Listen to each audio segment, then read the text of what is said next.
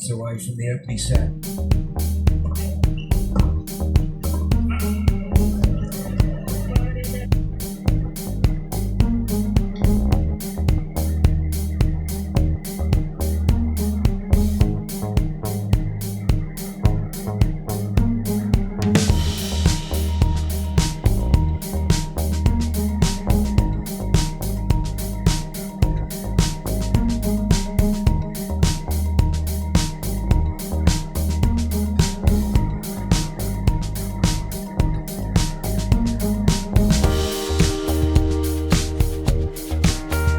Clever tennis she's playing, solid.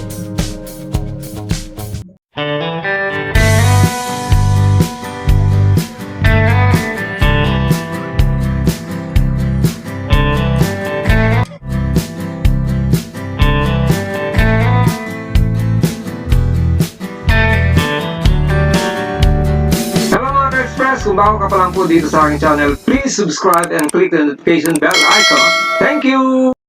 Mga ka-express, magandang araw po sa inyong lahat. Ngayong araw ay petsa assize na po ng buwan ng Abril. And this is it mga ka-express. Ito na po ang digmaan na naman.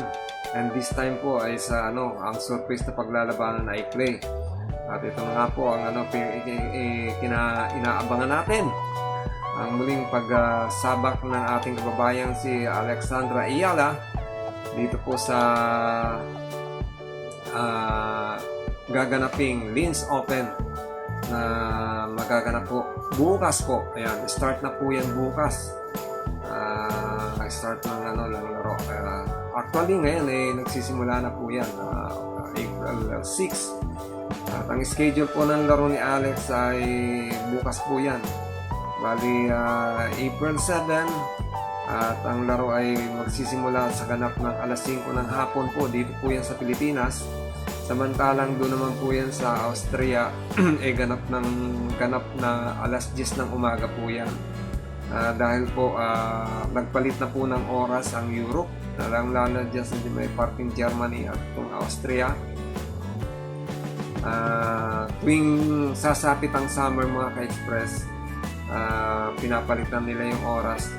Pagsapit ng winter, iba yung oras. Pag winter, 6 hours po ang ahead ng Pilipinas sa bansang Europe o dyan sa parting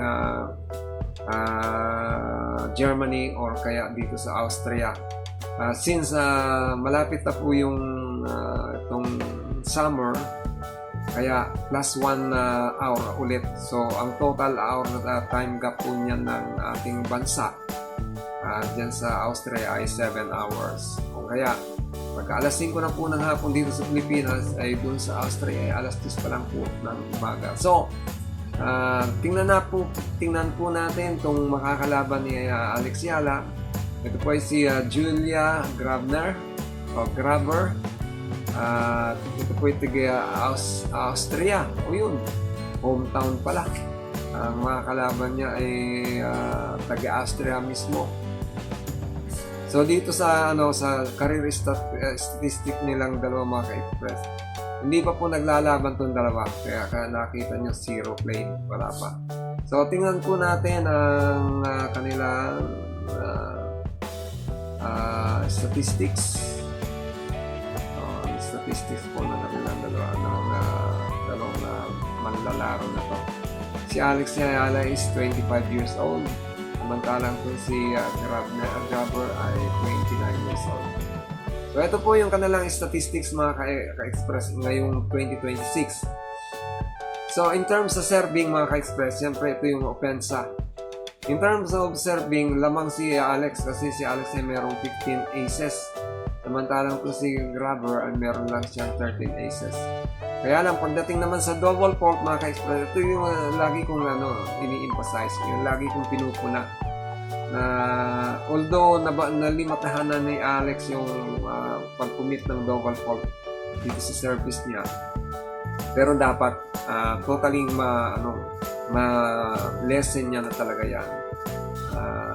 Kasi itong 53 double fault sa buong laro niya ngayong na 2026 na medyo mataas pa rin yan. as compared dito kay Grabber na 20 double fault lang ang nagawa sa buong laro niya dito sa 2026.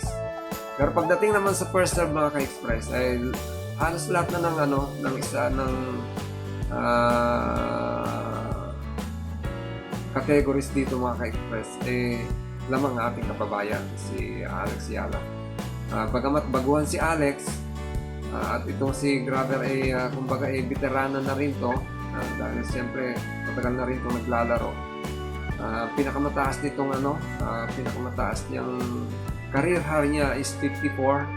Samantalang si Alex Yala ay career high nito ay 29. So nga pala yung kasalukuyang ranking ngayon ni Alex Yala ay bumaba ulit siya ng isang point. Nag-slide siya ng 1 point mga ka-express from 45 rank 46 na po ulit siya at rank 46 na po siya ngayon. So kaya depende po sa magiging performance niya dito sa Linz Open.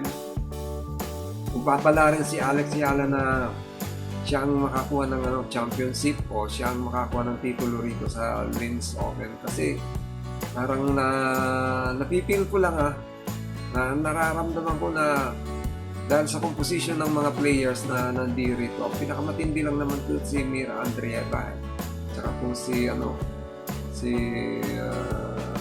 Ostapenko.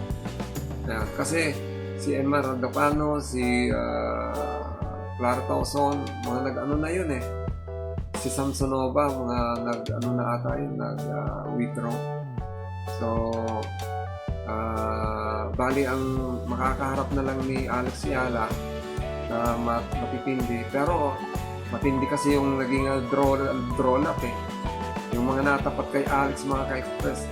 Etong first round of 32 niya, yung round 1 dito sa round 32, ito nga si Grabber ang mga kalaban niya mga ka-express.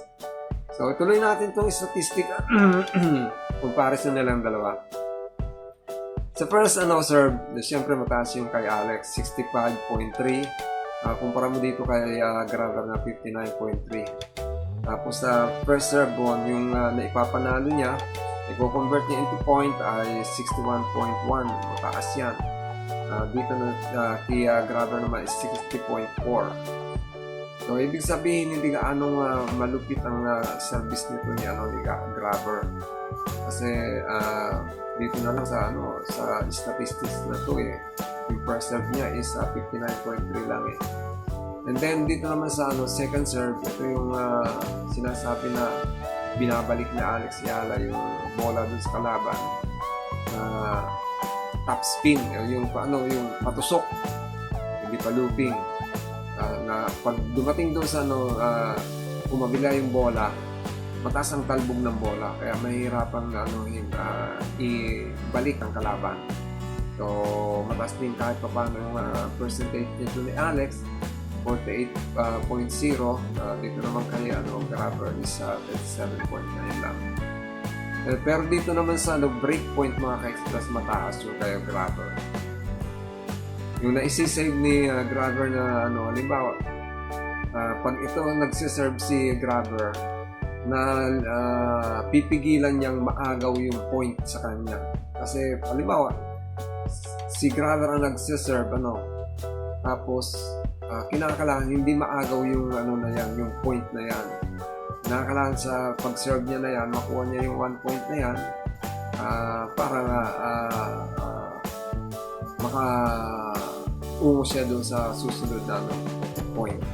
So, mataas yung yung percentage niya rito. Naiiwasan niya na pipigilan niya yung kalaban niya na mai-convert sa break point yung point pag halimbawa nagsiserve si Grabber.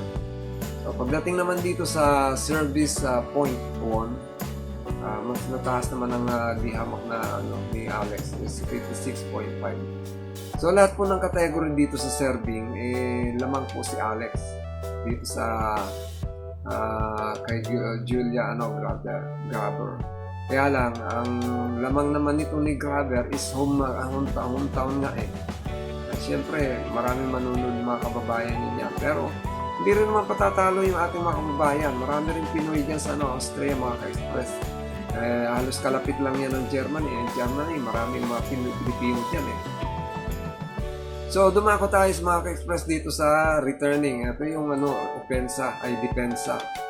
So, tulad po dun sa service, sa opensa, dito sa depensa is mas lalo nang lamang na lamang si Alex Ayala, mga ka-express. Yung sa return points niya, 44.7, kontra mo dito sa 34.9. First return points won, 36.8, 26 naman dito. So, kung susuriin natin mga ka-express, yamadong-yamado dito sa laban na to si Alex Ayala. Kaya lang, ito sa round of 32 o sa first round. Yun nga lang mga ka-express, sa round of 16, ang makakatapat niya dun ay si Jelena Ostapenko, mga ka-express. Sabagay, tinalo naman ni Alex Ayala si Jelena. 2 beses na tinalo ni Alex si Jelena Ostapenko. Una doon sa Miami, tapos yung sa isa, nakalimutan ko kung saan tournament yun. Pero, ang doon is nag-walk over si Ostapenko. Yung pangalawang beses na makakalaban ni Alex, nag-walk over. Ito, pangatlong beses ni Alex na makakalaban si Ostapenko dito sa round of 16. So sa quarterfinal, ang malamang na mga kalaban niya ay si Andreva. Andreva, mga ka-express. Yun ang So kumbaga pag natibag niya yung dalawa na yan, halimbawa natalo ni Alex yung si Ostapenko at si Andreva, medyo madali na lang niyang matalunin yung mga susunod pa pagdating ng semifinal at sa finals. So panalangin ulit natin mga ka-express na itong laban ni Alex ay mapagtagumpayan niya, dahil itong kalaban niya ay sabihin natin na medyo lamado dito si Alex siyempre hometown to ang kalaban niya taga-roon, taga-Austria mismo. So kailangan talaga supportan din natin, although malayo tayo, pero sabi ko nga, ang panalangin, napakabisa niya. Hindi man tayo personal o live na nanonood doon in person doon sa laro ni Alex Ayala. At least yung pinagsama-sama natin panalangin, makakatulong niya para ma-boost yung confidence ni Alex Ayala.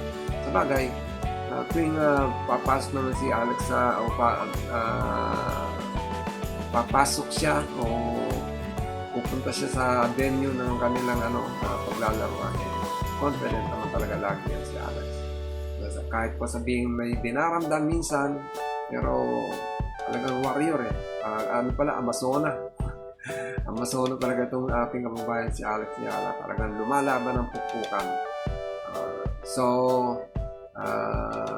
I-wish natin ng good luck ang ating kababayan si Alex Ayala sa darating na laban niya. Bukas po mga ka-express.